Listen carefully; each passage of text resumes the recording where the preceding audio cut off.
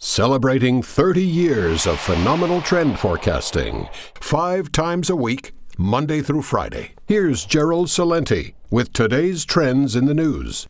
Hi, this is Gerald Celente, Monday, May 18th, 2015. And here are some of today's trends in the news. On the market front, over there in Asia, same as Europe, like the United States. Everything is kind of like that. Not much of anything. Dow up a little bit, mixed on the other markets. And gold. Well, gold's hanging up there, near its 3-month high. But not doing much of anything, and neither is oil. But the big news is China's property prices fall.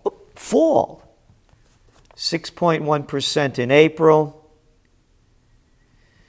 But market watchers believe that the flood of liquidity from China's aggressive monetary easing could spur housing sales. Because, as we reported, in China goes Ponzi. They cut their interest rates for the third time, and they cut the reserve requirement ratios for banks also a couple of times, 2 times this year. And over the weekend, when nobody was looking, Financial Times, weekend edition, China orders banks to keep lending to insolvent provincial projects. Yay, more Ponzi. They ordered banks to prop up insolvent provincial government projects in the latest effort to support rapidly cooling growth and put off dealing with the mountain of debt that has built up over the last 6 years. The directive, issued jointly by the finance minister, banking regulator, and central bank, highlights the challenges facing China as a struggle to deal with the massive volume of debt left in the wake of its post-crisis stimulus amid a sharply slowing economy. In the aftermath of the global financial crisis, China launched an enormous stimulus program described by economists at the time as the biggest fiscal and monetary easing in history. Analysts said the move amounted to an official policy of extending and pretending that an estimated $3.5 trillion of questionable local government debt would eventually all be repaid. Quote, much of the local government debt in China probably has a solvency problem, but Beijing would like to pretend they have a liquidity problem instead, and they want to keep lending in the vain hope that borrowers will be able to repay one day. And it goes on. There's no way, there's a way of solving the debt problem. And again, they keep these Ponzi schemes going and the equity markets boosted by just funneling in cheap money. And speaking about cheap money, problems over there in Greece. Check this out. Greece had to come up with 750 million euros last week. Here's the way they got it. Athens ultimately made the payment by tapping into a rarely used emergency account Greece holds at the fund, an unorthodox transaction that amounted to borrowing IMF funds to pay the IMF. And now they owe another $300 million in IMF payments coming in June, $7.2 billion looming. So it's all one big Ponzi scheme. So things aren't very good. Having trouble, can't find a job. I got one for you. I'm not making this up. This is out of Reuters. You better sign up now. Saudi Arabia advertises for new executioners to deal with surging death sentences. Our allies. You remember, don't you? Obama praises them. Bush bows to them. Condoleezza Rice greets them. Hey, even Mrs. President, First Lady, went over there to pay her respects to the beheaders in chief. They all get together. They love each other. Mass murderers, psychopaths, what a crew. All the world leaders, they all bow down to the king. Hey, but don't bow too down far, man. They may have one of those new executioners that, just got on the job, and maybe he'll chop off your head. He didn't know any better. Saudi Arabia is advertising for 8 new executioners, recruiting extra staff to carry out an increasing number of death sentences done by public beheading. No special qualifications are needed for the jobs, whose main role is, quote, executing a judgment of death. But it also involves performing amputations on those convicted of lesser offenses. Now, you see, they're not all that bad. And someday they're even going to let women drive cars. Hey, Hillary, where are you? Hey, Samantha, what, do you got lockjaw today? Where's Susan Rice and Condoleezza Rice? Where are all of you people that speak about freedom and invading other countries because of the heinous acts they commit? But not when you're selling them a lot of military goods, huh? Like that deal Obama did over the weekend with all of them Arab leaders signing up for more military contracts. We're going to protect you, I tell you. Sign on the bottom line. A man beheaded Sunday was the 85th person this year whose execution was recorded by the official Saudi press agency. And by the way, a downloadable PDF application for the executioner's job is available on the website carrying Monday's date. It said the jobs were classified as, quote, religious functionaries, and that they would be at the lower end of the civil service pay scale. Religious functionaries. Anybody could use their religion to believe anything that they want. Keep your religion to yourself. Believe in what you like.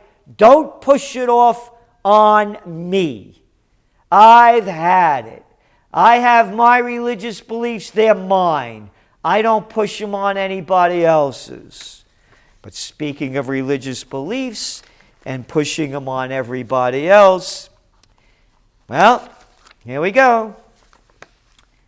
Netanyahu, the answer to terror attacks is continued Jerusalem construction. This was at Jerusalem Day ceremony yesterday. We are determined to go after terrorists and stand against those who wish to harm us as a fortified wall, Netanyahu said at Jerusalem Day ceremony. And we have another decisive answer.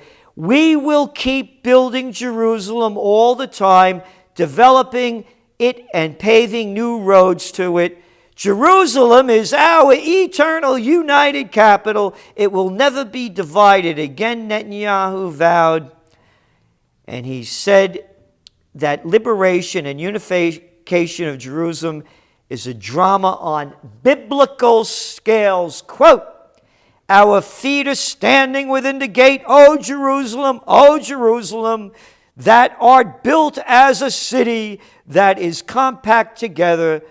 Quoting Psalm number 22, chapter 7, verse 3, paragraph 8 of the Bible said it's a land deed. And God was the real estate agent.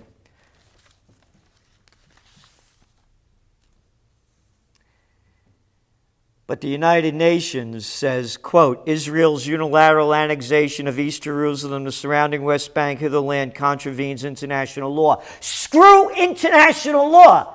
Hey, I'm a chosen person. Hey, what's the matter? Didn't you read Psalm 8, paragraph 3, section 4?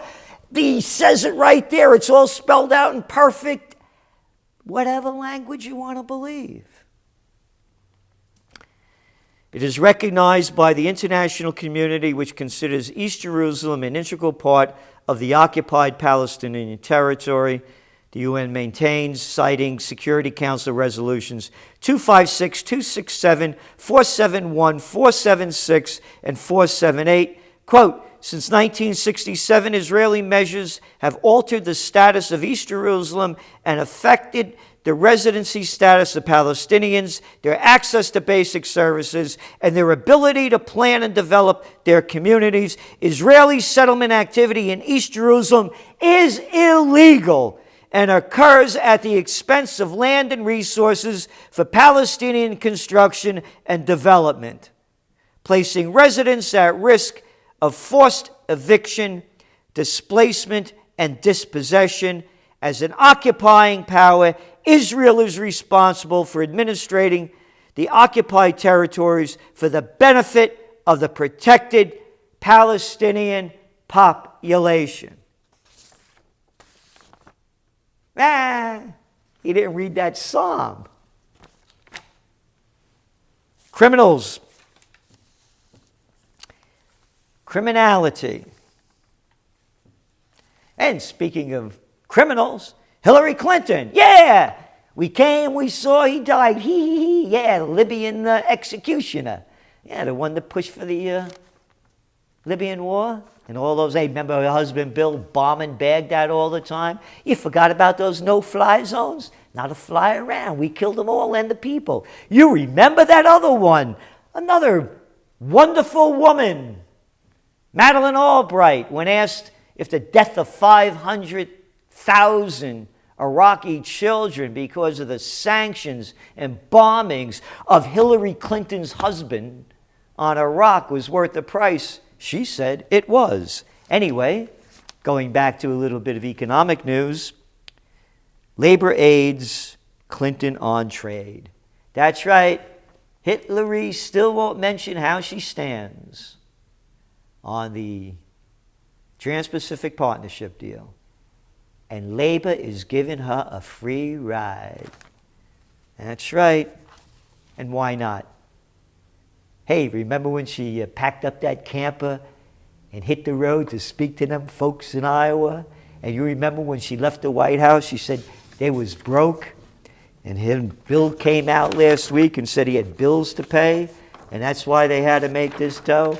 In 1 year, last year, 2014, they made $30 million since 2014. One speech was $335,000. What? You can hear them bullshit all day long. You're going to pay that kind of money for it? They never stop bullshitting. What do you think these are? These are payoffs. That's all it is. She got $5 million to write that book. $5 million. And you know when they released this information? On Friday. Because Friday, late in the afternoon, there's no reporters left anyway. There's hardly left at all. So hardly anybody follows the facts because they are lost. Good day over there in Egypt. They're getting right next to their buddies over there in Saudi Arabia. They executed 6 convicted of killing military officers. And Morsi, the former president, they sentenced him to death. More of our own money to Egypt. More of our own money to the slaughters around the world. More arms, more death. That's what I say. And more good news. Over the weekend, when nobody's looking, House passed $612 billion military spending bill, $90 billion in overseas contingency operation funds. Yeah, slaughtering people in a foreign country. That's a nice name for it. And hey, the murderer-in-chief, U.S. drone strike kills 5 in North Waziristan. Suspected Taliban's in a compound. And they gave the death sentence to that Boston bomber. So I say, what's good for the Boston bomber is good for the Iraq bomber. That's right. All the people that bombed Iraq under false information that is still killing them, let's bring them up for a trial too, and maybe a beheading. Hey, I got the place to do it.